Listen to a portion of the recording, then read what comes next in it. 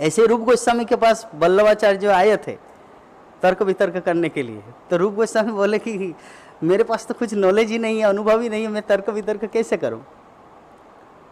तो फिर क्या हुआ, जो भक्ति रसामृत सिंधु जब रूप गोस्वामी लिखे थे तो उसमें कुछ भूल था, भूल नहीं था एक्चुअली, वल्लभाचार्य बोले कि आपने ये भूल लिखा है। तो सामने जीव गोस्वामी भी था, तो जीव गोस्वामी ने देखा अरे मेरे इतने महान पंडित रूप गोस्वामी को ऐसे वो इंसल्ट करके चला गया।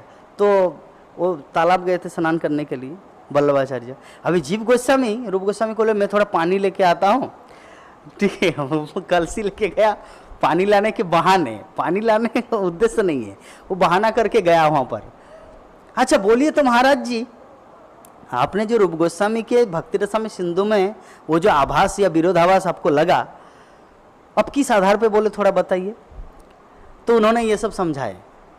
तब जीव गोस्वामी भी इतना सारा स्कंद पुराण, पद्म पुराण, विभिन्न कोटेशन देखे पूरा वर्षा किए, वल्लभाचार्य को हार मानना पड़ा। हाँ बात तो सही है, रूप गोस्वामी जो लिखे परफेक्ट। अभी स्नान करके जैसे ही वल्लभाचार्य रूप गोस्वामी के समाधि में या कुटीर में आए और आके बोले वो जो लड़का था ना वो कौन है, बोले कि मेरा भतीजा है रूप गोस्वामी, वो अभी तक आया नहीं तालाब से स्नान करके। एक साथ आएंगे तो रूप गोस्वामी को पता चलेगा ये तर्क वितर्क करने गए थे, इसीलिए बाद में आए। पहले वल्लभाचार्य स्नान करके आया, उसके बाद आएंगे जब वल्लभाचार्य यहाँ से चले जाएंगे। तो वल्लभाचार्य ने पूछा रूप गोस्वामी को, अच्छा वो जो लड़का था वो कौन है, बोले कि वो मेरा भतीजा है। तो वल्लभाचार्य ने कहा बहुत इंटेलिजेंट है, दे आर वेरी इंटेलिजेंट, मतलब एक इंडिकेशन शब्द दिया, बहुत बुद्धिमान है लड़का। तब रूप गोस्वामी को सब कुछ समझ में आ गया, समझदारी के लिए इशारा ही काफ़ी है। वो समझ में आ गई क्या करने गए थे, तर्क वितर्क हुआ है, क्योंकि बुद्धिमान है ये शब्द कब बोलेगा व्यक्ति, जब उनसे कन्वर्सेशन करेंगे, बात करेंगे, तब तो पता चलेगा ना सामने वाले के पास कितना अनुभव है या इंटेलिजेंस है, उसका पता कब चलता है, जब उनके साथ कम्युनिकेशन होगा।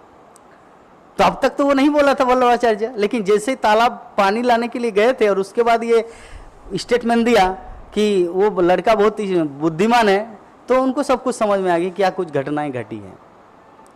तो अभी जीव गोस्वामी जैसे ही आए तो जीव गोस्वामी वल्लभाचार्य चले गए अपना जो कार्य संपन्न करके।